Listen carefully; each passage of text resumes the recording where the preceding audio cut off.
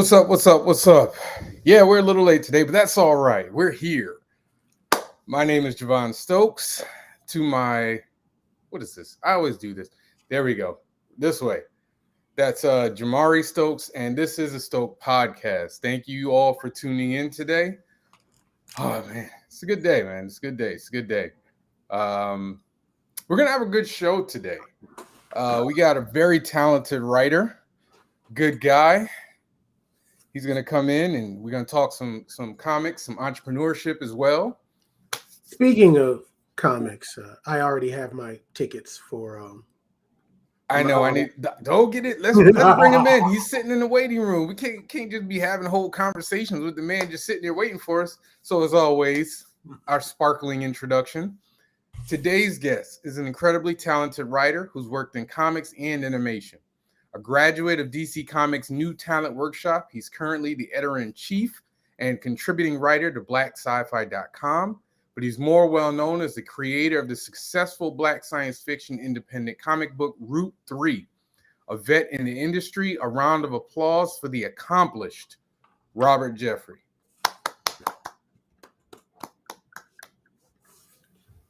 Hey, what's going on? Hey. All right, let's move the squares around so you get the prominence. Yeah. How are you? Doing good. The only thing I wanted to say is I haven't done animation yet. So I looked in your website and it said you did wrote for a commercial, an animated commercial. Oh, for the CDC. Okay, man, I'm gonna give you credit. Okay, yeah. I didn't want to look. It's like I gotta see what cartoons he's worked on, and I'm like, no, that's no. That's all right. That's all right. Well, welcome to a Stoked Podcast. Thank you. We've never, once again, this is the second week in a row of guests that I've not actually formally met. So we've talked on Facebook, but never actually communicated. So welcome. Thank you for joining. No, thanks to you both. I appreciate the invite. Good. And I'm gonna apologize. This week I've been swamped, and I feel like I had to talk to you a million times and send you stuff. You're all right, man. I'm like, oh crap, I didn't send him this. All right, hold on. Let me run and get it done. I'm in the middle of my stuff, but so what's going on with you right now, man? What's going on with you? It's busy. I think the biggest thing on my plate is writing for. I think I mentioned this to you. I write full time for Blowfish Studios. Oh, really? They're a video game developer out of Australia. So it's it's the first time that I've done work full time, done full time writing. So adjusting to that has been pretty interesting, but everything's working out. So that's taking the bulk of my time, and still working on freelance work for other clients, other publishers like 133 Art, Subsume Media, and Ray Comics. We collectively, between those three, and then Crescent Studios, but we have projects that are either artwork is being done or they just have scripts that they're kind of waiting to get drawn. So full-time work and still freelancing and trying to fit in my personal, the time for my, for the personal projects like Route 3. So, but yeah, it's and it's a blessing. It's a blessing to have an opportunity, to have these opportunities to do what I love, whether it is full-time or freelance. But yeah, I mean, we're good. We're doing all right. Good. So I know you're a big comic dude. So we got a ton of comic book related discussion we're gonna have later. Mm-hmm. But as always, if you've been on this, if you watch the show, I like to get to know people's journey. Yeah. And how you got from point A to point B. Mm-hmm. So first, where did this start? Where did your fandom start, and then where did your professional journey start? So as far as the fandom, I grew up. I just love to read. I think it always starts with that. You know, my mom would take us to the library, and I'd be picking up like Encyclopedia Brown, Ramona Quimby books, Hardy Boys, Nancy Drew, you know, whatever was jumping out at me. So from there, I started reading comic books. You know, it was always kind of like books and then novels. I mean, books and then comics. So I guess my fandom started out of like comic books, you know, as far as with, we grew up on, I always say, The Amazing Spider-Man, early 90s, Claremont, Jim Lee, XMen, and then Archie comics. You know, so, and the Archie comics were always like the easiest for my mom to get because those were the ones that were being sold at the drugstores, you know, at like Osco and Walgreens and all that. We didn't, at least on my side of town, we didn't have a comic book store. So anything as far as like Spider-Man and X-Men, I was borrowing from my cousin or cousins. And then I discovered this thing called Star Trek. So, and that was, you know, this was around the time of like, the Next Generation and then Deep Space Nine. So I'm kind of a child of that era of Trek. And Deep Space Nine is actually, you know, my favorite Trek show. So so that those two were, you know, my early fandoms is, you know, Marvel, Milestone Comics, and Star Trek. But and then, you know, I think we all grew up on like the X-Men 90s cartoons and Batman, you know, the animated series. We're all children of that. Absolutely. So it was just, you know, just a mixture of like a lot of things, but, you know, comics and, you know, Trek are the two that just kind of kicked off my love of all this geekish, you know, that I enjoy. Like you can see I have the blueprint of the Star Trek Enterprise, like hanging on the wall behind me. I saw it. Yeah. So I'm more of a Trekkie than what do you call what do Star Wars folks call themselves? Warsies? Angry? No, let me stop. You're not wrong. You're not wrong. It really isn't wrong at all. Like that's pretty lately you're very much on point. Yeah. But and I think, was your second question about the writing, or was it about the creative side of things? Yeah. How did you get into the industry part? Sorry, my voice was scratchy for some reason. Hey, listen, I got my water. Cheers. There you go. I pick up this like big ass jug. I'm sorry, excuse my language, big old jug. We and I should have asked that before coming on, so I could I'm just gonna let it fly. You know, creatively, I started writing way back when. You know, I call myself like writing a novel when I was, you know, maybe like 9 or 10, called Robert's Time Machine. You know, there we go. You know, I'm a creative when it comes to the titles, right? And it was like don't encourage me. It was it was Back to the Future meets like Power Rangers. It was, you know, it was like martial arts, and my cousins and I were traveling through time and just kicking racist butt and all that good stuff. Hey, if I could kick a racist butt every day, it would be a great day. Exactly. So that's where it all kind of started. And then from there, you know, I was when I was in high school, I joined my school's literary magazine. When I was in college, we had a school newspaper, an online arts and entertainment magazine. And then once I had graduated from Georgia State, I started freelancing with the Atlanta Voice newspaper. So, so there it was crazy because by nature I'm like shy or quiet. I'm just a quiet dude who, you know, shows up at the party, would rather play like a round of Halo and then get the heck out of there, you know, just kind of hug the wall. But they started sending me out to like red carpet premieres and in like the So Def like all white party and, you know, things like that. So it was cool because it helped me to kind of break out of my shell. So and actually, you know, talk more and interview, you know, just figure out how to not be a hermit. So it's, you know, so I started like my first year out of college going to interview folks like Ludacris, Chuck D from Public Enemy. I met the Brad of the red carpet. So it was weird. Like it was a really weird time.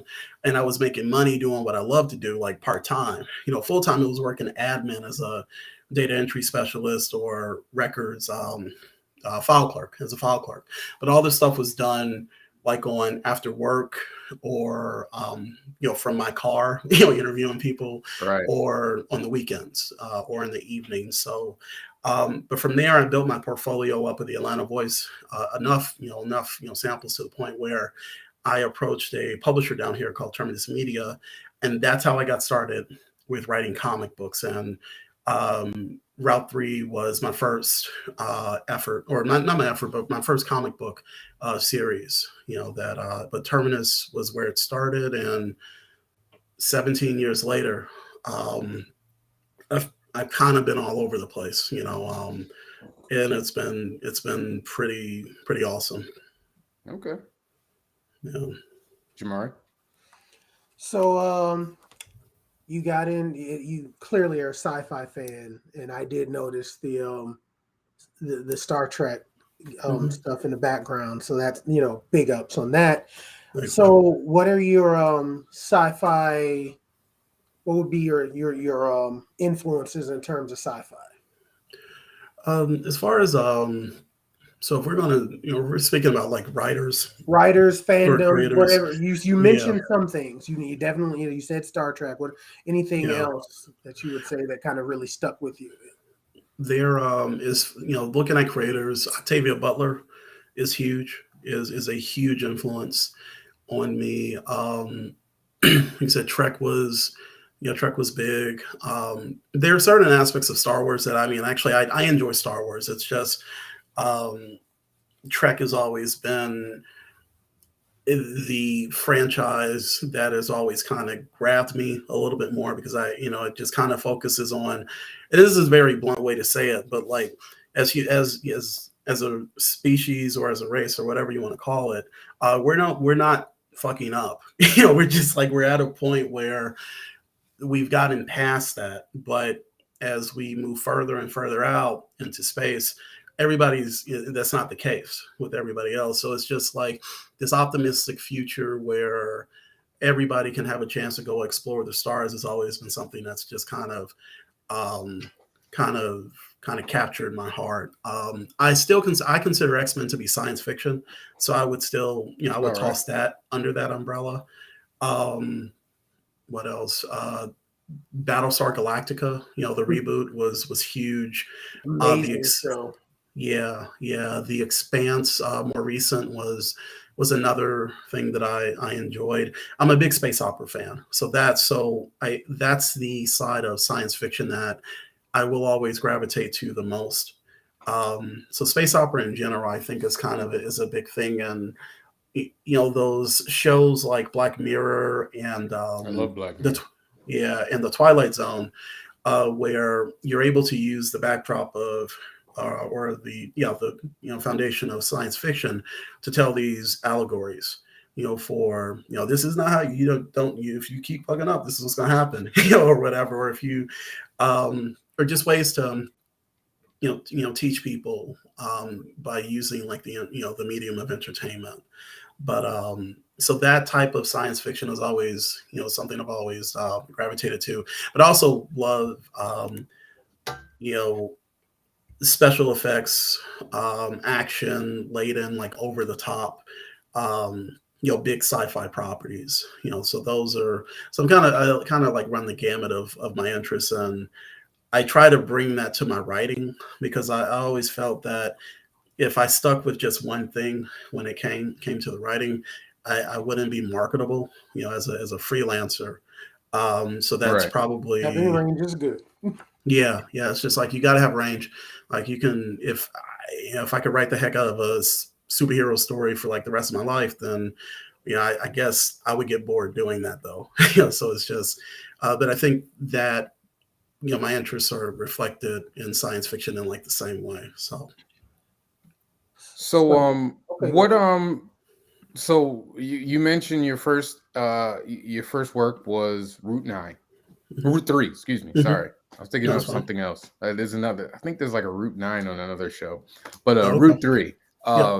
So for those who have never read it before, never heard of it, tell us about it. Give me the pitch, explain to our audience what Route 3 is about. Okay. So I At its base level, Route 3 is a superpowered arms race across the Southeast. Oh, It's about a teenage kid who has suffered like the worst of the worst losses. His mom has passed away from cancer, and he is dealing with the anxiety, the depression, the period of mourning that comes after that.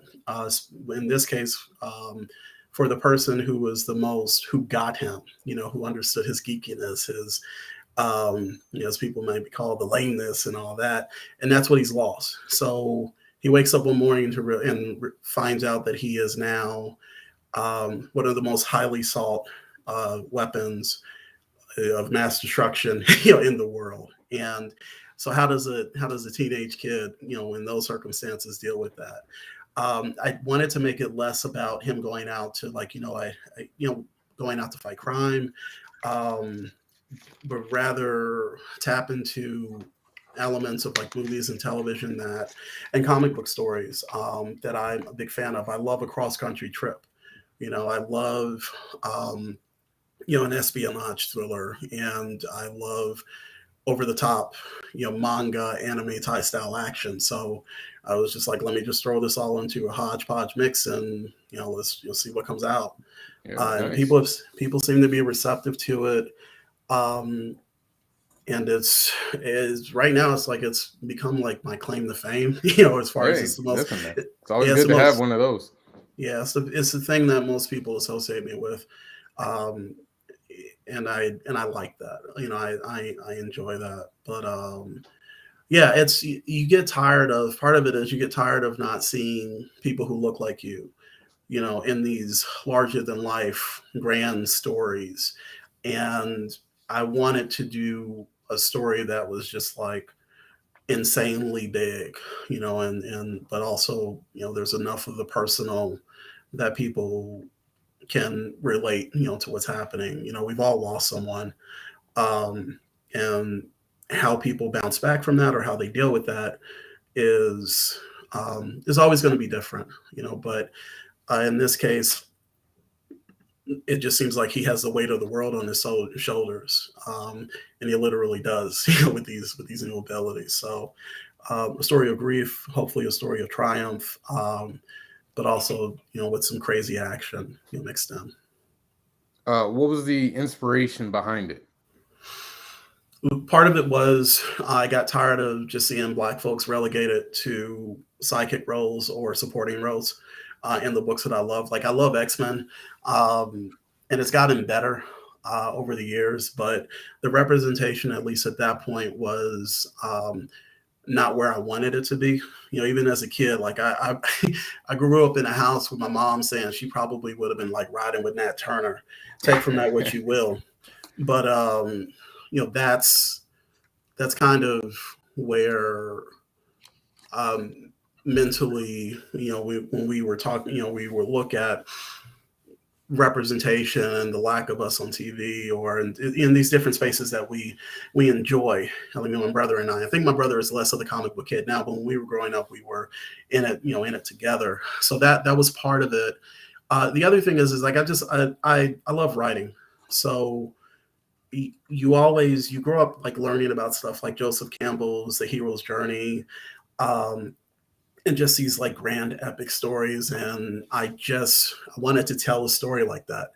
It was just an urge to just do it, so representation, wanting to just do it, and a love of comic books.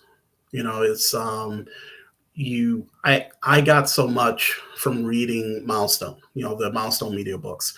When my mom and my dad were divorced, so my dad shipped up the books from Atlanta to Chicago, and I remember having reading those number ones for Icon, Static, Blood Syndicate, and Hardware, and it was a really big thing because that showed me that I could do what I wanted to do as far as within the industry. So Right. So Route 3 is kind of a love letter to that, and also wanting to just give back to a medium that I really enjoyed, taking part in as far as just reading it. So, but Right. those are I think we could all say if you're an African American male in comics and you're the age of 30, Mm-hmm. you're 30 and over, you're probably a child of Milestone.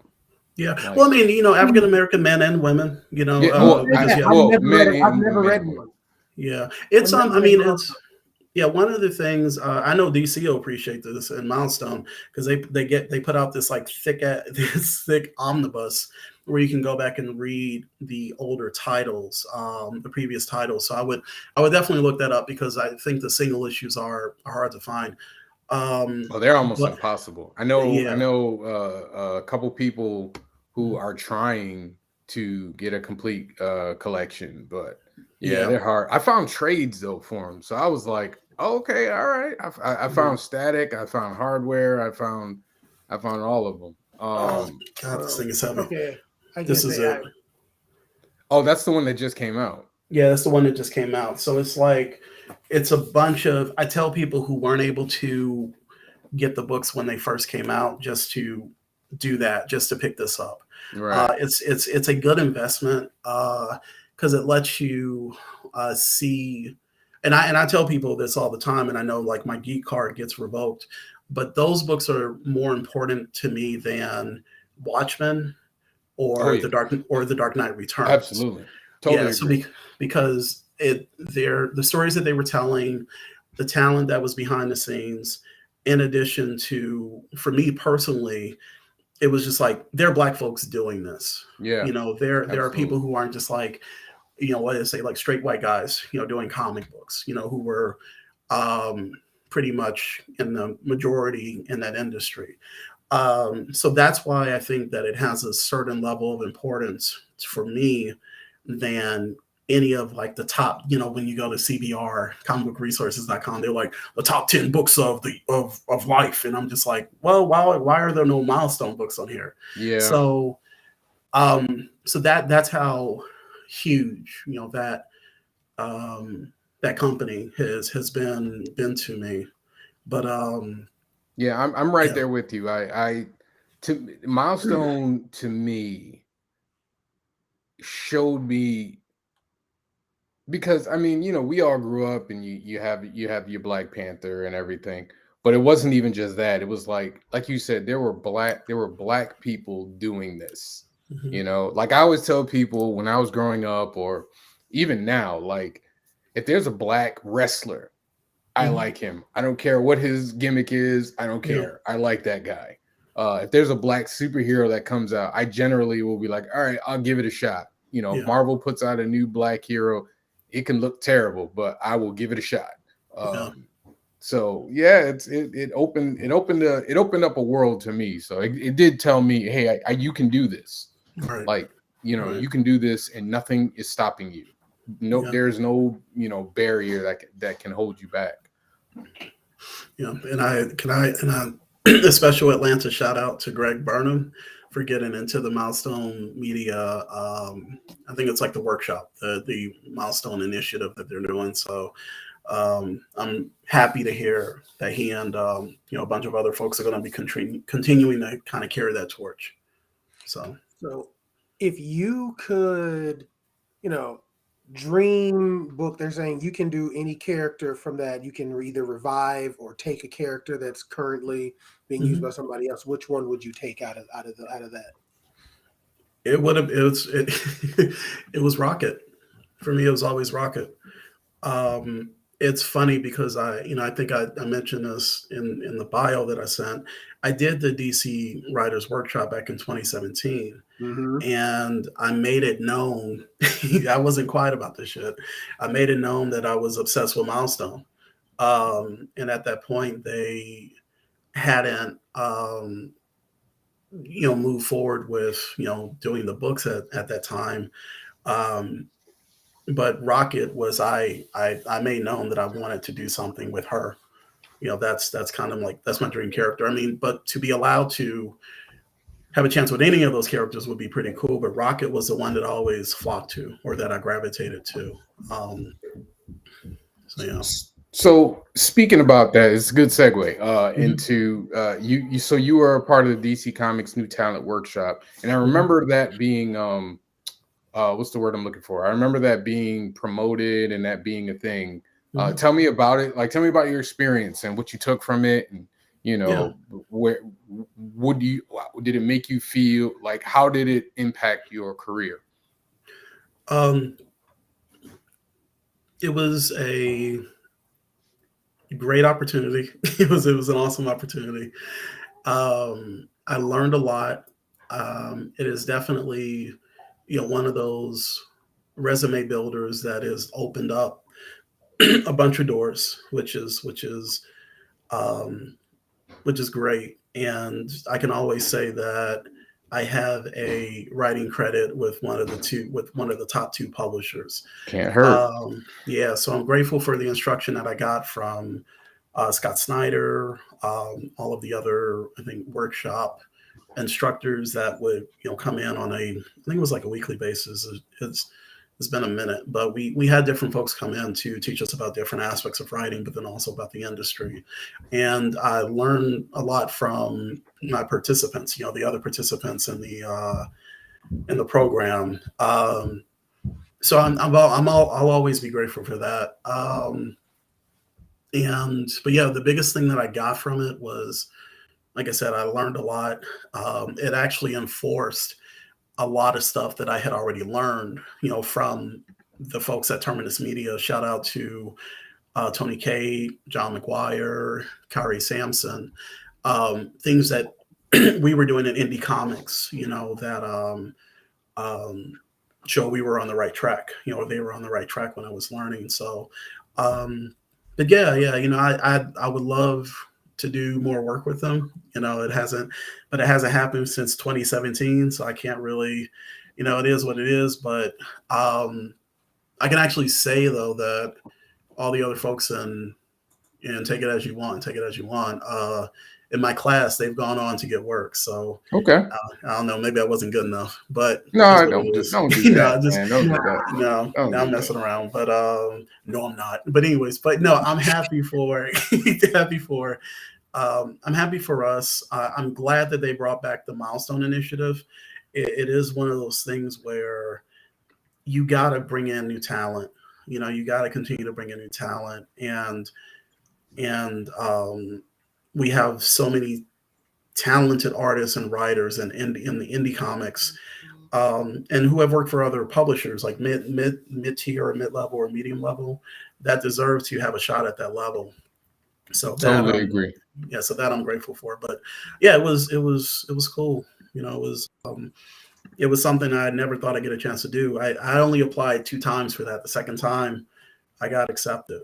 So it's a Awesome. blessing, and it helped bring, feed my family, and Hey, all listen, that. So that's always a good thing. yeah. Let's see. Now you are the editor in chief and Mhm. contributing writer to blacksci-fi.com. Can you tell Yep. us a little bit about that? How that was? Is this something that you created or did you come on board? Yeah, I came on board. The president and I guess founder of the website is Black Sci-Fi, Maurice Waters. Okay. So I've been writing with for the website even before 2017.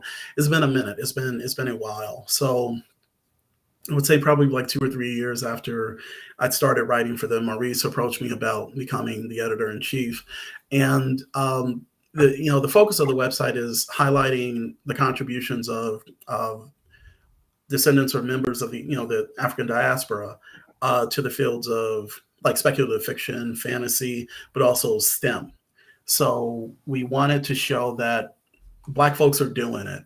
We're doing it within all these areas of geekdom that we enjoy, like Star Trek, like Marvel Comics, DC Comics, indie comics, the how things are blowing up on that front. But we also wanted folks to realize that whenever you hear about anything in the sciences, technology, engineering, mathematics, video gaming, we are there just as much as anybody else. That's right. So it's like, just the entertainment side of things, but also the educational, and we've done that for, I think, close to a decade, real talk. The website has gone through different iterations, and I know Maurice is going to hit me up. He's like, it ain't been no decade. It might be it might be longer, but I think it's been a decade. Let's just go with that. But we've the website's gone through, like I said, different iterations. We have a solid group of writers on board. And I always tell people just to go and check out. I mean, we are less, I always say this, that we're kind of a boutique versus like when you go to IGN is just like breaking news every 2 minutes. Right.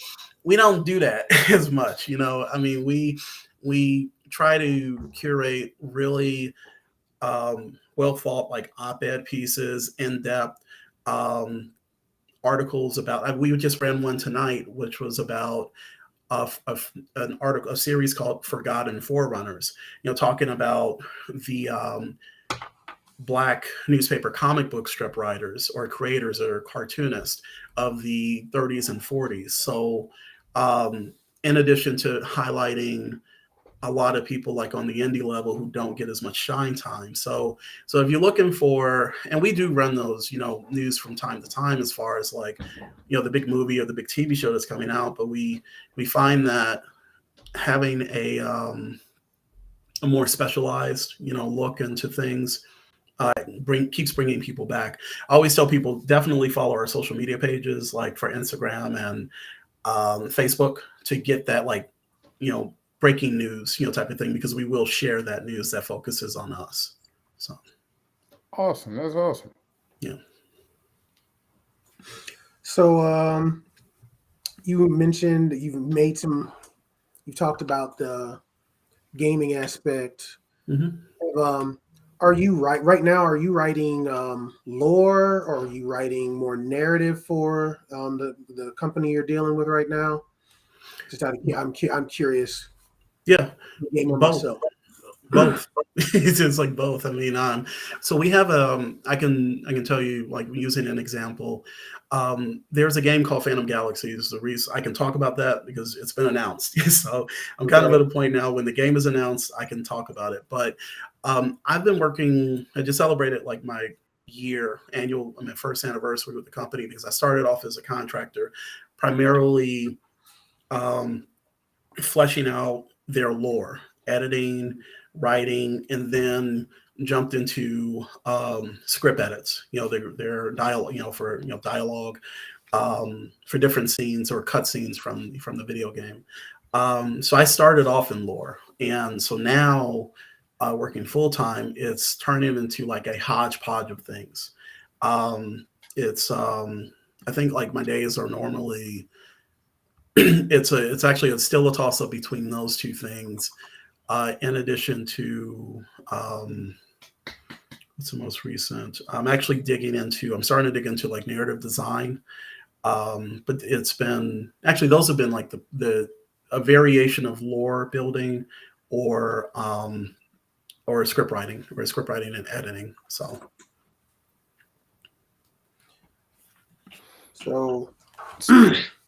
what are some of your influence on things like gaming and manga side of things? You mentioned Halo earlier. Mm-hmm. You've mentioned anime and manga. Are those things you're also interested in? Do you have any influences from there? So as far as gaming, any I would say those games that focus on story are the ones that are like bigger for me. So it's things like Mass Effect.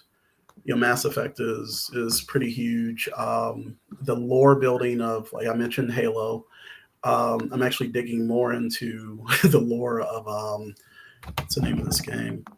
The one by Bungie, and I'm having a brain freeze. Destiny, yeah, Destiny. So it's any game that's like deep in the story side of things are the ones that I'm finding myself gravitating to. Like I will go and pick up those art books for the art, but then also to look to see if they're like scripts, and that I can read or the lore, to kind of dig more into. As far as like anime manga, the storytelling side of things is not as big of an influence, for me. I love, stuff by Miyazaki. But as far as, if I will never sit here and say, yeah, I love anime, manga, let's just bullshit all day. I'm not going to do that. Me, like specifically with creators, Miyazaki is, as far as I go, as far as, looking into how he tells a story. My go-to movie just to chill right now of his is Kiki's Delivery Service. It is like, it's a beautiful movie, but it's so simple and serene. It is. Yeah, and then also Spirited Away was, I think, no, I got started with his stuff with is it Princess Mononoke? That was my first one too. Yeah. I know some friends that will kill me for saying I've yet to watch Howl's Moving Castle. That's one of the few. That's like one I have not watched. But Spirited Away, Princess Mononoke. I love Kiki's Delivery Service, and like it's just something so relaxing about watching that movie. Yeah. So I can definitely see why you would be drawn to that. I'm hearing a lot of aesthetic talk with you. You definitely seem to like world building and all of those, because Destiny, sometimes for me, that if it weren't for the lore, I really would not care. I love the game, but the lore and stuff that goes into it, and Bungie finally embraced it, because at least Lord knows they didn't before. So I can see why that would be there for you. Yeah, there's one of the other ones, and it was shout out to Brandon Easton for Overwatch. When they were releasing those shorts, like the animated shorts, I found myself getting very excited. Give me 1 second. I'm so sorry. It's all right. I'm gonna grab some water myself too.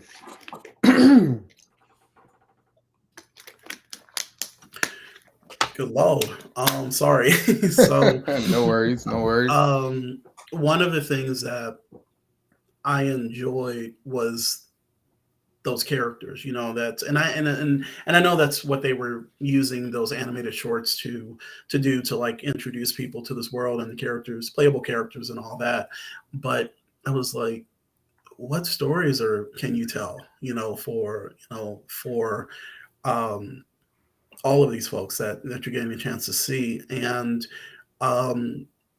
so when I heard that there was a comic book series, written, or an anthology written that focused on each of these characters, I jumped on that.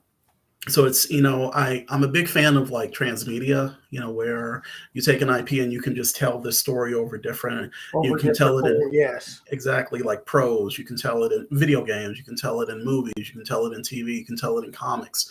So that one of my, bucket list goals was to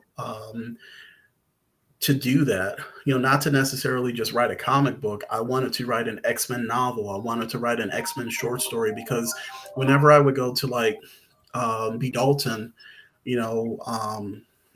to buy books, I would always see like the Star Trek novels. I would always see like the X-Men novels. One of my favorite writers of different, like, who plays in different worlds of different IP is Christopher Golden. There's a novel series called X-Men Mutant Empire. I think it's one of the most overlooked, greatest X-Men stories ever written. Like, if you want pure 90s X-Men, that's the book, that's the series to get, as far as like in prose form. So I've never been opposed to like, telling stories in each of these different mediums. Sometimes I would come across writers at some of these conventions and who had done, spin-off comics for, these different properties, and they would be like, yeah, that's just like slumming it. I'm like, are you fucking kidding me? Like, give me. I disagree. Yeah, exactly. Like, for a number of reasons. Yeah. So now I have to ask you. So would you be excited if Blizzard came out with something like Arcane for what they did? Dang it! I'm blanking on League of Legends. Legends. Yes and yes. There's the thing. Like, I think Arcane, and I was just having this discussion on a thread. Arcane to me is one of the greatest animated series that I've seen in a minute, and it was one of the best TV shows of last year. It was just a good story. It was just a good story, and I think it further agree.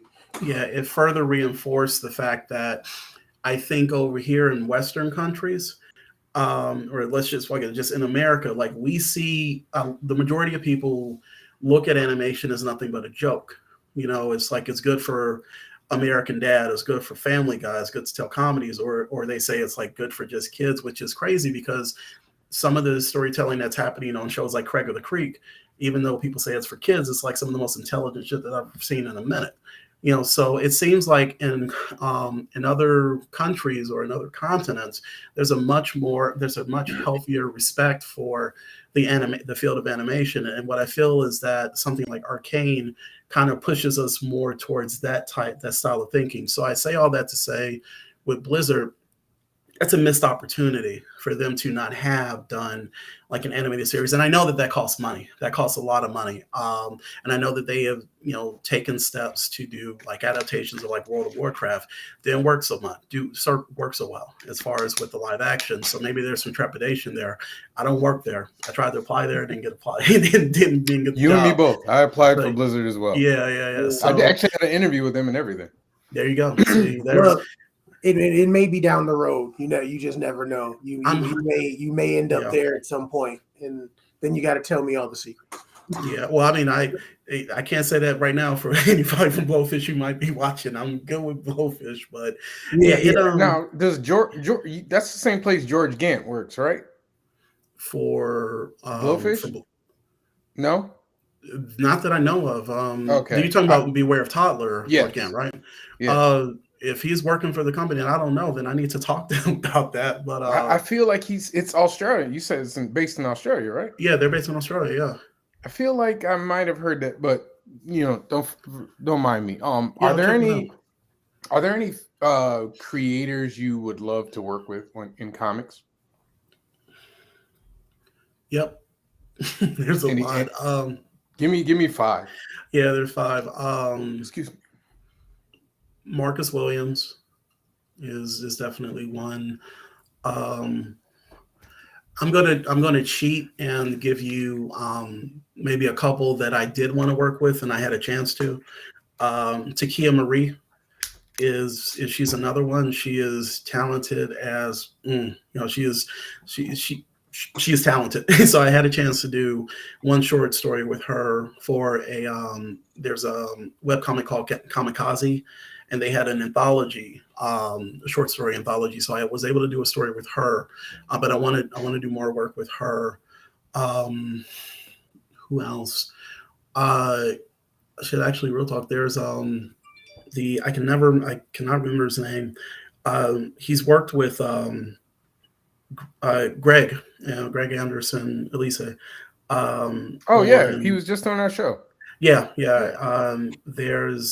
I'm drawing a blank, but he's an Italian artist that worked with him on the One Nation Stronghold. I think it was a One Nation spinoff. It wasn't Stronghold, and I'm drawing a blank, but so those are 3 right now. Okay. Were you specifically just looking at indie comics, or I was just asking anybody? Okay, I mean, so there are people who we love to work with. There's a DC artist who is, and I'm trying to pull up his Instagram right now so I can let you know. But he's Justice League. Scott Snyder's run on Justice League. Oh, Ivan Reyes? No. I know who you're talking about. Yeah. But his work is, yes, I know who you're talking. He did Superman. No, he did Batman. Yeah. Batman. He did Batman. And he did the Superboys, Super Sons series. Right. So those are 4, and I'm racking my brain on a 5th one. But that's all right. That wasn't a hard fast rule. Yeah, that wasn't a hard and fast number. But do you have any? What would you consider to be like a dream project?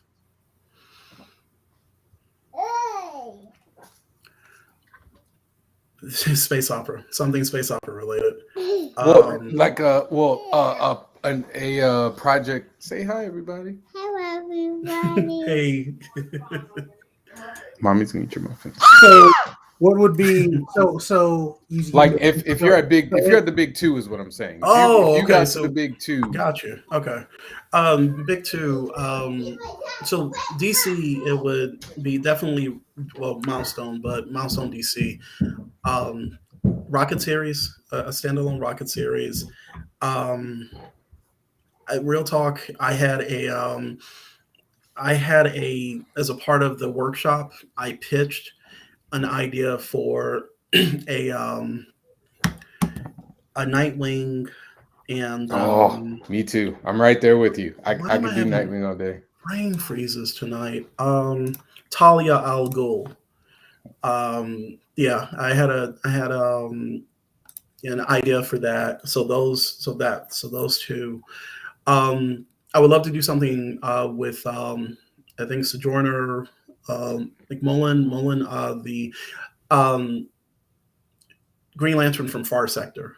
Oh yeah. So I think she's just called Joe, but yeah, those are I would say the top three from DC. So it's kind of cool because it gives you that kind of a wide range of stories to tell. And as far as for Marvel, it would always come back to Sync. I was a huge Generation X fan growing up, and Sync was my favorite character from that group. So something focused on Sync because I know he's gotten a lot of play within the more recent XMen run. He's a big deal Hickman. now. Yeah, he's a big dude. So I was just like, that'd be great.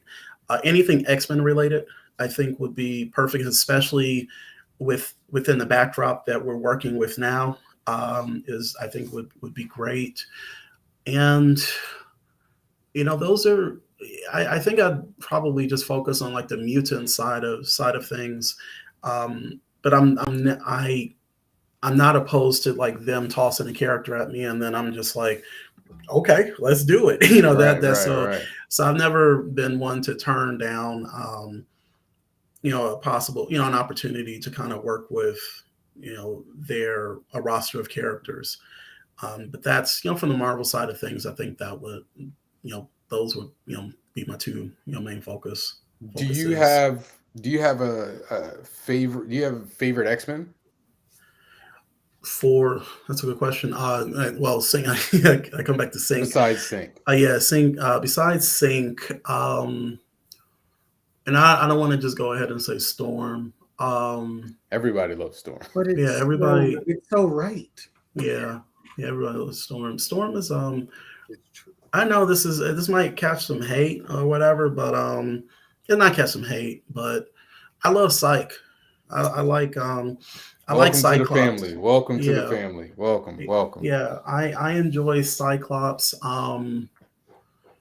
because it just I think he's gone through some pretty decent development as far as going from the big blue Boy Scout to not big blue Boy Scout, but big the Boy Scout of the X-Men to just not giving up. It's just like he the disillusion, and it never seemed forced as far as or not natural that he got to that point. But Cyclops is big. Sync is big. They're I'm looking at my poster. Yeah, I got I actually love X-Men what I poster love to my about side. the X-Men. What I love about what they've done with Cyclops, and it's almost like, it's funny because we just talked about this on Top 5 Live this past week. We did Top 5 X-Men, and I was talking about Cyclops, and I joke, but when Jean died, he just stopped giving an F. Yeah, He was just like, all right, yeah. whatever. Like, he became super militant by then. Like, he was just like, I give 0 Fs. Y'all leave us alone, basically. I've amended my takes on Cyclops. I used to just say Cyclops trash all of the time. Now I will say anything outside of comics trash. Well, they don't give him much of a focus, though. I'm just saying I respect the comic version of him, and you have shown me the light, and there's things that I've read where I'm like, okay, I get it now. We have this discussion. He and I talk about Cyclops. He used to dog Cyclops, like yes, over and over and over again. And I used to the tell him, Tom Brady of X-Men. But you know what it is? It's true, but like Tom Brady goes crazy too.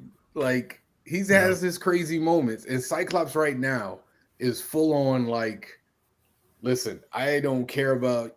I'm not. He's almost closer to Magneto now than he is to Professor X. Mm-hmm. Yeah, and I love that they've done that. Yeah, and that's development.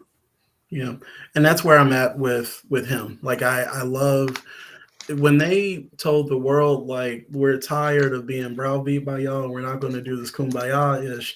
And you had a lot of like, there were a segment of fans who were just like, why are the X-Men bad guys? And I was like, so y'all don't understand, you really don't, y'all missed the whole metaphor. Right, you missed the whole metaphor. And I sometimes I can understand when people are like, the X-Men started off as just like blonde hair, blue-eyed white kids, and they were the oppressed. So it's just like, you're sitting back like, okay, I think y'all be all right.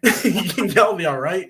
Like, if you don't, Warren Worthington, you got money, just put the harness on. The Cyclops just wears some glasses. Warren is a little different. Warren actually had a beef.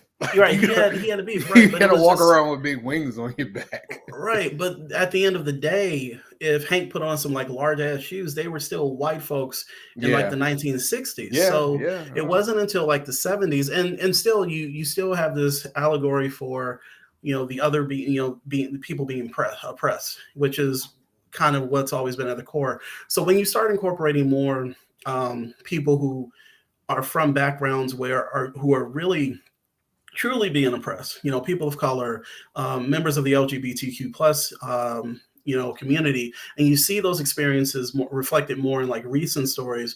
For me, that's when I got hyped, so I was just like, okay, I can flex with this. And you have those stories over the years, like within the mid 2000s into now.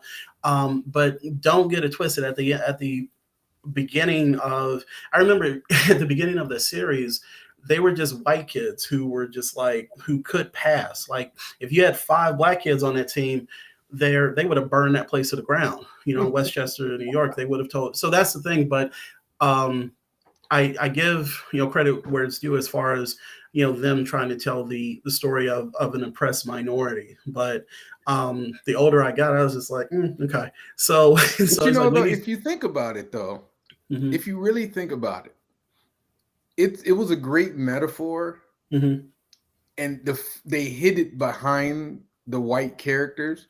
But I think, and it's funny because like a lot of people, and I've had discussions with people, and they're like, what are you talking about? X-Men isn't about racism. Like, that's not what it's about at all. Like, I've literally had conversations where people tell me that X-Men isn't about racism. So I'm like, okay. And so they're like, now it's all woke. And I think what happened was, as Marvel started to make more minority characters as X-Men, the metaphor started to smack them in the face. And so it's like they couldn't ignore it anymore. Like, you can't ignore it when you see, Storm, and stuff like that. And even, you know what I mean? Like, even Storm, like Storm was like one black person in a group of, they're all white people. Like, even though they were Russian and they were still all white people. But I appreciate that they've tried to add a little more diversity to the X-Men. I still maintain that there is not another prominent black X-Man other than who? Storm and Bishop. They're trying with Sync now. They're trying to build him up. But outside those two, like, there's not another one. Yeah. I mean, I think it's there. I appreciate the attempt, and I appreciate, like I said, I appreciate the allegory, for what it was, when it started. I just like where it is now. I feel like the same way about X-Men as I feel about when you talk about people like it's too woke. I'm just like, where you been? And Yeah, I feel the like what same have way you like been reading? with Star Trek. We live in a day and age now where with this current iteration of the franchise with the TV shows, people are there's a segment of Star Trek fans who are just like they're too woke, and it's just like, where you been? It's been You like weren't that paying from the attention. beginning. Were you not paying Yeah. attention to what the Yeah. whole idea From of the yeah. society that creates the Mhm. Federation? Oh wow! Yeah. I mean, that's why, that's why I'm always kind of confused about that. It's if you're missing this. You've missed it from the beginning. And um the thing that I love is that even on like Deep Space Nine, and the creators will say, they've said this on the documentaries, that they didn't go as far as they wanted to with LGBTQ plus representation, even though that is there, but not as much. I mean, so now in these new series, you have that.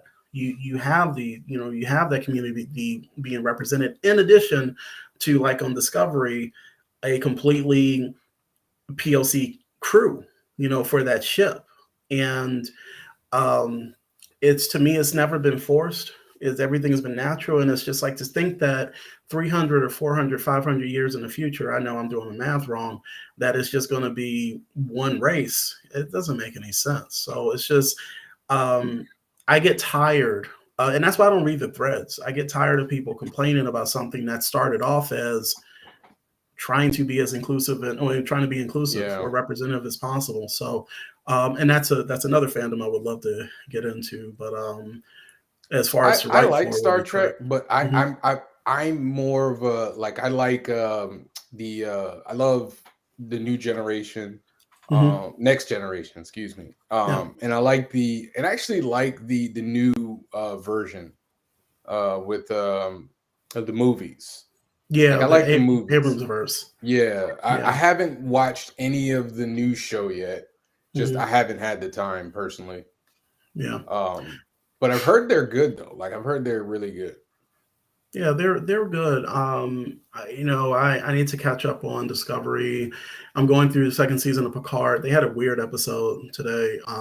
It just, every season's going to have its ups and downs. But I have not seen anything between any of the new shows that I've watched where I'm just like, I'm not coming back to this. I was just like, the weird thing that they're doing is, like, and it's really cool, is they have a show for, like, different demographics.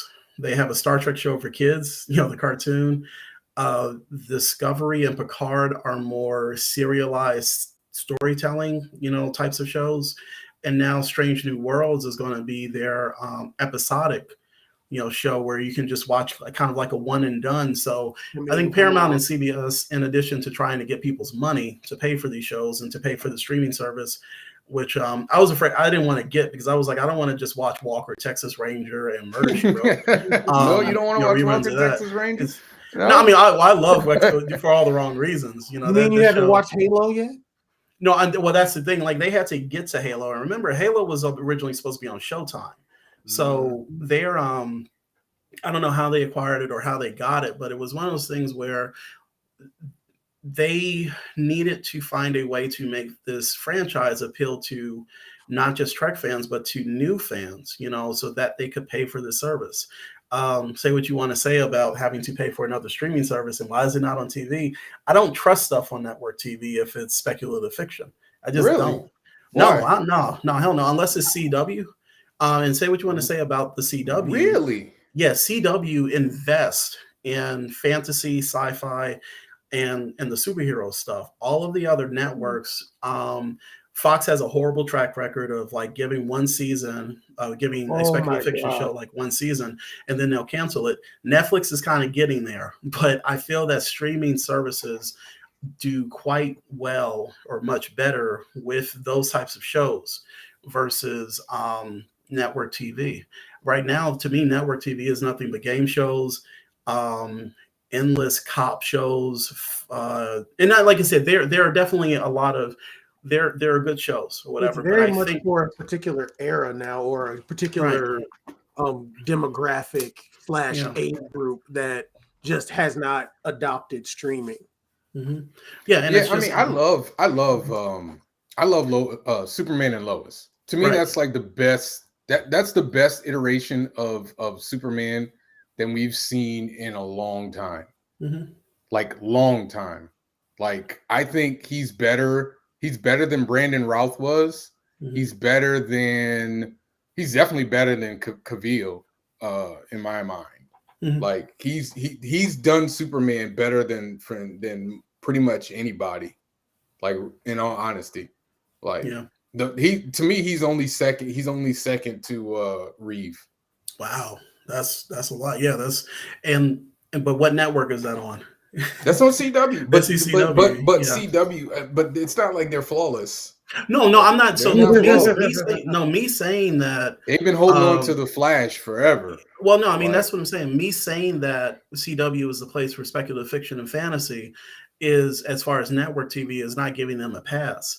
I mean, each of the Arrowverse shows have had their highs and have had their lows, and a lot of their shows are not above critique, but there are shows that work. But the thing that I always give, at least, not give them, but acknowledge, is that they will stick with something like Supernatural. That for as long as that ran for, and just the idea of the Arrowverse. 13 seasons, 14. Yeah. 13, Yeah. So it's just, so that I get kind of wary when I hear that I get wary when I hear that Fox, NBC, CBS, or any of the other network channels are going to do, like I said, a speculative fiction show, because it probably won't last past the season. And look no further than Fox. Like Fox was bad. Fox is different though. Fox has a problem with any type of show that's not like, it might not make three episodes, let alone a whole season. Yeah, like Right. Fox hasn't had a great track record since the 90s. There was an older show so many moons ago, fantastic show that kind of was in the same vein of it's almost like a prototype of Battlestar. Space Above and Beyond. Yes, Space Above and Beyond. Yes! No, see, that's the thing. Okay, so when I say that I've been spurned by Fox so many times, I take it back to things like that. Like I was a kid, because we had cable, but it was like sporadic. It's just like cable wasn't like the most, wasn't the most important thing in the Jeffrey household or whatever. You had bills to pay. So I was watching syndicated shows like Hercules. The less said about Kevin Sorbo, the better. I was watching shows. I can't even watch it. I can't even watch an episode anymore. Like I can't even go back. Yeah, don't learn about your heroes, y'all.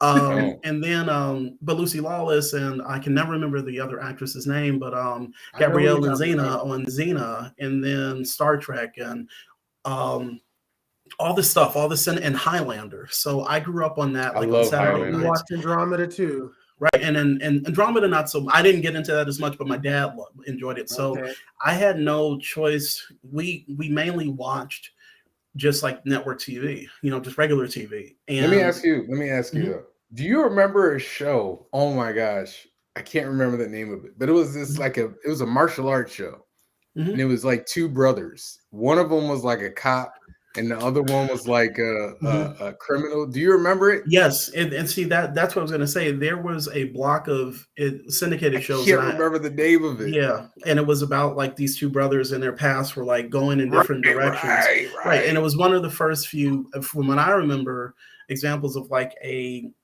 primarily like Asian cast show. Dude, I love that show. Now you're talking about. I wish I knew what you were talking about, because it sounds interesting. If I find it, I'll send it. But and it came on so sporadically too. Like it was like it would just randomly go, hey, and it used to come on like Saturdays, I believe, like Saturday nights.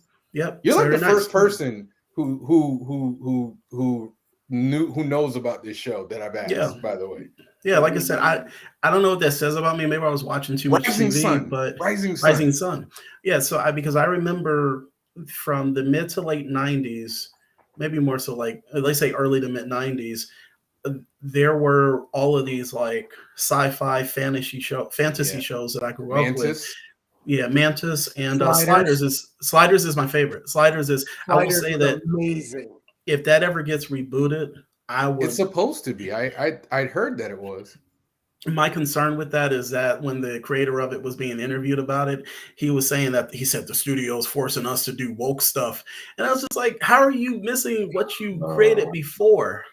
Like, if you look at those episodes, you know, they were allegories for what was going anyway. So it's like Republicans who say they're fans for Rage Against the Machine, and then they got mad when they started listening to the lyrics. Yeah. So like, and that's what I'm saying. Like, don't learn about your heroes. You know, don't whatever. He wasn't a hero, but still, I feel you. I I get understand what you mean. Yeah, You but got it's a. I love that series, but so I say all that to say that because I used to. There was watch another Fox, show. What's the other show? That's like Sliders. Firefly. It was an Well, older one. No, not Firefly. Firefly. Quantum Quantum Leap. Leap. Quantum Leap. Quantum Leap, was Yeah. basically the inspiration for Sliders. But of course, Firefly being the big one, and it's like Fox was just they were the kings of creating your favorite thing that you were only going to get one season or a very short run of. And that's what Netflix is becoming.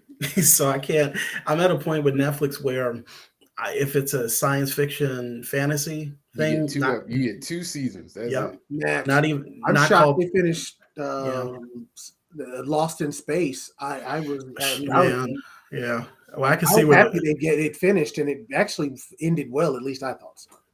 Well, I mean, and the sad thing is, I could still see like a series of spinoff adventures about, what happens at the end. You know, with I was going to say Craig Robinson, whatever. With Will, but but I think overall, because the streaming networks are fighting for eyes or for subscriptions, you will see more of the geeky stuff that we like on those networks, at least on those services. But I think we're living in a glorious time as far as content. Absolutely. Yeah, and I can't even imagine if you had told me in the 90s that we would literally have pretty much a channel where you could watch Marvel superheroes and DC superheroes, cartoons, movies, TV shows. If you would have told me, there's a Moonlight TV show on right now. Yeah. Are you caught up? Yeah, we watched the second episode yesterday. It's I'm enjoying it. It's I'm interested to see where they're going to go because I don't know right now. I'm having, like I said, I'm having fun with it, but I'm not like second episode, so I like that they've kind of gotten away from it being a Batman clone. Well, I'm not as big on his comic books because I have friends who love Moon Knight. The most that I remember of Moon Knight is that he would pop up in the Amazing Spider-Man as a cameo or as like a guest star. So I wasn't as immersed in his origins or background or whatever, but I remember people would always say, oh, he's just the Marvel's bootleg version of Batman. If you watch the first episode, that's not there. He is not. That is like, there's nowhere, that's nowhere to be found. I think if you were talking about the suit, maybe, but this is a guy who at least what I've heard is dealing with like multiple personalities. And then you throw in this whole thing of like Egyptian mythology. So it's like, so that's what I'm saying. I think that I love the fact that Marvel is like doing different things as far as, or at least pulling characters that nobody outside of comics knows. And they're just like, let's do a 6-episode series about it, starring one of the most recognizable actors and, in the world. Really? But, yeah. Props to him, by the way, Yeah. completely being able to just lose himself in the characters, because you see that just from the first episode and the little bit I've seen of the second, seeing him being able to switch back and forth between the different versions of himself, That's range, and I'm here for it. Yeah. I've always said I gotta get what I give Marvel real credit for is redesigning the Moon Knight costume to not look like superhero KKK. Yeah. I mean, Because it really could have looked really. It's not a hard. There's not a big gap between the Moon Knight costume and regular KKK member. So I got to give them credit, man. And I like that they leaned into it being like a mummy. Yeah. What is it about the suit? It seems at times like it's kind of a flowing, type of vibe. Like it seems like it's moving. And I'm always like, you see from Route 3, I love hoodies. So if you put put a solid hoodie on a character, I'm a big fan of that. But it's just, I don't know. It's like I'm enjoying it, but I'm not fully, like I said, to the point where, I'm just like excessively hyped for it. But I don't think there's anything like wrong. It's hard to get hyped for Moon Knight. Like, I'll be honest with you, it's like really hard to get hyped for Moon Knight, and it's nothing against anything, nothing, but the character is not a well-known one. It's like Ant-Man. Like, nobody was really getting hyped for Ant-Man. Like, if we were all honest, but when the first movie came out, which is good. Say what? I said it's a wait and see kind of gig, and that's fine. Yeah. So you're just gonna have people curious, and at this point, Marvel is kind of there. I feel I'm impressed that they're still capable of being able to leverage the success they've had and put something out that's either a little different or they're just allowing people to finally play in the sandbox without being completely not being as rigid. Within the television shows clearly have allowed that. I'm liking that a lot. Yeah, I mean, I think Marvel has done a very good job of distilling characters to like their essence and kind of like playing with the essence. Yeah, they keep the spirit going and still get a chance to toy with it. I've liked most of the things they've done with the television series. I find it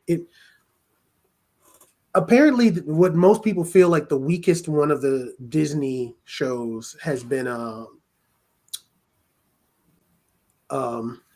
Bucky and Falcon. And I didn't see. Am I missing something here? Because I did not feel like that was a weak series. I thought the ending didn't exactly land how it would have, but I've already expressed to you, Jamari, how I think they shouldn't have done it at night. I think it should have been done during the day, big, bright, and bold. But I also know COVID messed up a lot of what they wanted to do. But I do think the ending didn't quite hit the way they thought it would. But I thought the show was fine. I actually liked it. I've watched it 3 times. Oh, cool. Go ahead. Yeah. Well, I mean, I've been happy, with the Marvel, efforts on TV. I think that some work better for me than others. It's funny because the way you feel about the end of Falcon and Winter Soldier, as far as the end, I kind of feel the same way about WandaVision. Specifically because you have this show which is, messing with conventions, with it, the different eras of TV, breaking there was a fourth wall. It seems kind of trippy, but then it's still a Marvel show. But then at the end, it turns into like a hex bolt fight between Wanda and Agnes, and that for some reason that just seemed like the same stuff I'd seen before in other Marvel movies, where it's just like the end of it is just the big fight scene between the two bosses, and I don't know what I would have done. That is definitely one of those cases where I'll admit I'm like, I don't know what the end is going to be, but I know I didn't like it. But it didn't for some reason, like, that big fight was just it for me. It just wasn't. I wasn't too hyped about it. But overall, I enjoyed the series. I think that to be honest with you, I think Loki might be the one where that stood out to me, more than any of the other series, more than Falcon and the Winter Soldier, and more than WandaVision. And part of that is because I know everybody loves Loki, but when I heard that he was getting his own TV show, I was just like, there are a lot of other Black, there are a lot of other lesser known, or not even just Black characters. I mean, just like there are a lot of other characters that I would like to see, get that treatment. But at the end of that series, I was just like, whoa. And I think a large part of that is, I'm a big time travel guy, as far as like, and then the idea of that this show was going to set the framework for everything, a lot of the multiverse stuff. So that was exciting, but I just felt that they did a good job of telling that story for a character that I enjoyed, but was never as hyped as everybody else. So, overall, I mean, if you A to F, as far as the effort for the shows that they've done, I give them a B. I think they've done well with, what they've put out, but I just, I don't know. They're just, I want a Dora Milaje show. I know that we might be getting that with the Ryan Coogler Wakanda set series. I want to hear more about the Nova Corps. We apparently got that announced, more of the, so I think that what they're doing is good, because they're not just telling this, superheroes going and fight crime and, in the streets. I remember one of my favorite writers, Brandon Thomas, said, like, why do we always have to be saving the block? And it's not a problem, for us to save the block, like, like Luke Cage and, all that type of stuff. But it's just like, I want to see us like globe trotting, I want to see us, kicking butt all across the universe. It's just like, specifically when it comes to, people of color. So I think that, but in general, I think that the TV shows are giving Marvel Studios a chance to try some different stuff, and hopefully that's what they're doing. Also, flesh out some characters that never got chances in the movies. Mm-hmm. Yeah. Yep. Exactly. So we're not going to keep you all night, because we could talk about this all night. But we usually end the show with a nice little segment, because I am on a show called Top 5 Live, and I'm sure you watched it and you've seen, what it does. But for those that haven't, this is your first show. Top 5 Live, we pick a topic, we come up with our own individual lists, and then we usually roast the heck out of each other about the list. We don't do that on this show, but I like to do it. I like to actually give people opportunity to do it off the top of their head. I think it's fun because you get different type of answers. I'm not gonna roast you. I'm gonna I tone it all the way down. I will roast Javon though. I can take it. He doesn't care, but I can take it. I mean, I get it. I get it every Monday again with the other guys. So you're a big comic book guy. Mm-hmm. Give me your top 5 favorite comic book runs.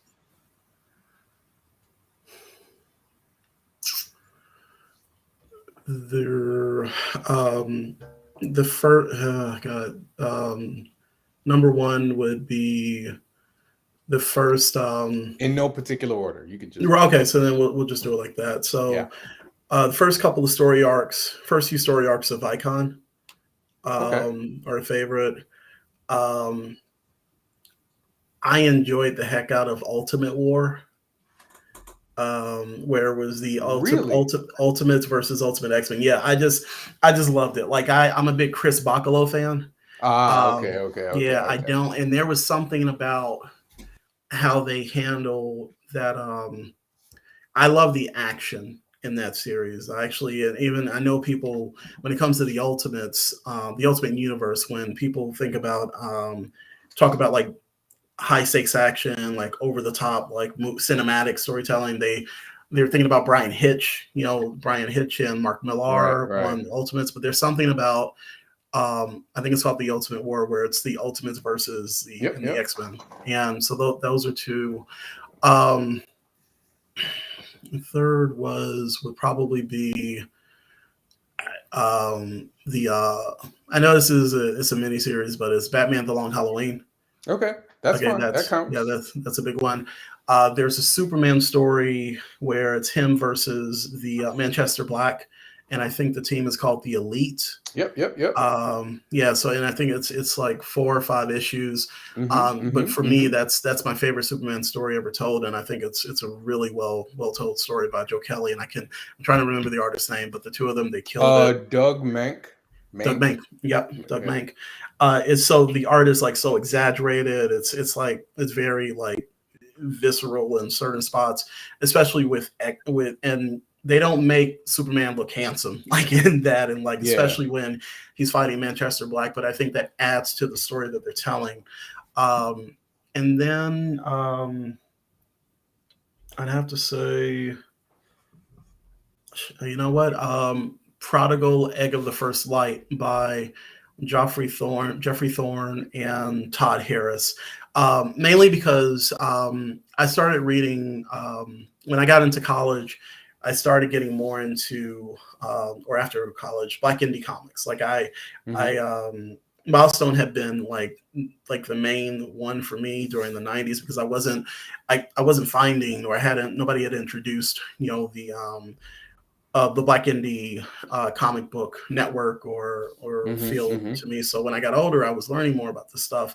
And there's a book by Jeff Thorne and Todd Harris. Jeff Thorne is Jeffrey Thorne. Look up his name. He's a talented TV screenwriter.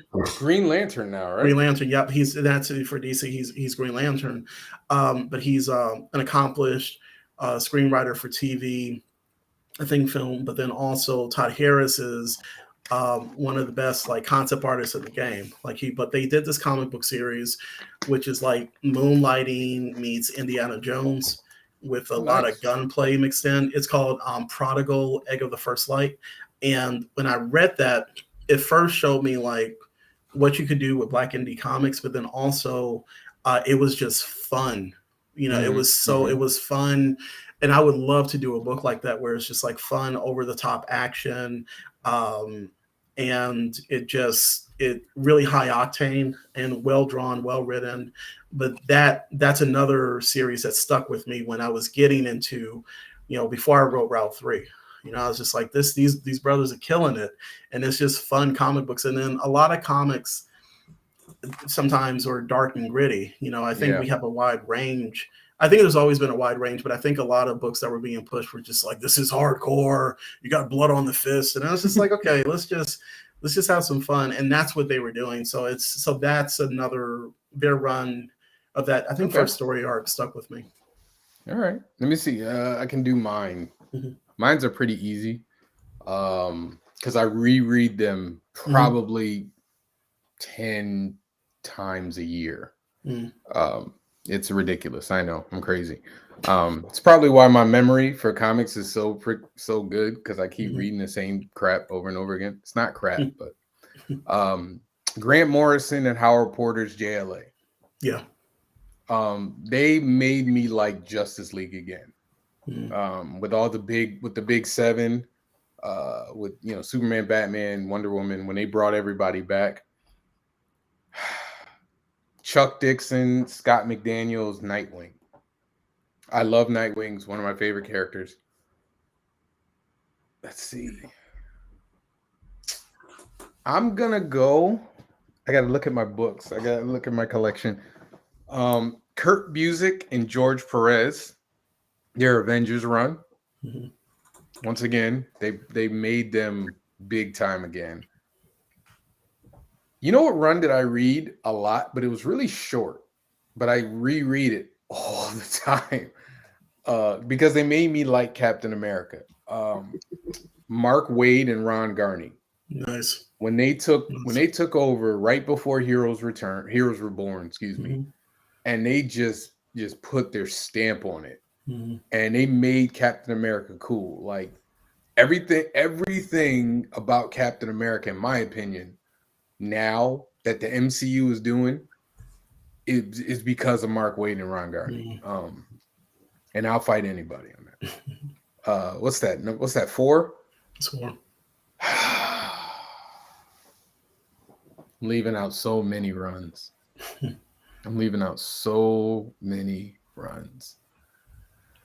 Probably, and I was still trying to collect this run, and they stopped collecting it. Ron Mars and Daryl Banks, their Green Lantern run, when they introduced Kyle Rayner. And this was after Hal Jordan had lost his mind. So those are my 5. But that probably would change like regularly. Like it probably changes about 4 or 5 times. So, but before we Jamari, do you have runs? I am a big fan of Ultimate Spider-Man and just the Ultimates in general. Were like I when the Ultimate stuff came out, and I was one of these people that I was always into comics. I bought comics, but I was not. I do not have the dedicated acumen you guys had to it. The stuff that I've read, like the first comics that I read, oddly enough, they are Marvel, but they're not like the mainline stuff. It was the old G.I. Joe and Transformers. Those were the comics I bought religiously, and they're actually good comics, but no one cares. So I got into Spider-Man. I got into I got big into Spider-Man. I got big into XMen, and but when Ultimates came out, I just dive head first. I dove head first into those. Everybody jumped on Ultimates, man. Everybody. They were so interesting, and I liked the twist they were going. And I could follow the stories of them taking different twists and turns with these characters I know, and I know the stories, but I don't have 50, 60, 80 years of stuff to go on with. This is going to sound basic as hell. I love Hush. I love the Court of Owls runs. It's not basic. I mean, I always kind of feel like everybody, you got your favorites. I mean, like nobody's going to judge you here. I mean, I think I told somebody one time that the Long Halloween was my favorite Batman story, and everybody falls at the altar of like The Dark Knight Returns. And I remember one person, I think the person I told said something like, well, yeah, it was very formulaic. And I was just like, okay, I don't give a fuck. I enjoyed it. It was a Batman story that I connected with. It was, and I feel the same way about Court of Owls. Like Court of Owls, I love Court of Owls. Well, I like Court of Owls more than I like Hush. Yeah, Court of Owls is better. It's a better written story than Hush. And I hope no one takes offense to that. But I enjoyed that one. I enjoyed it a lot. What was it? There was a.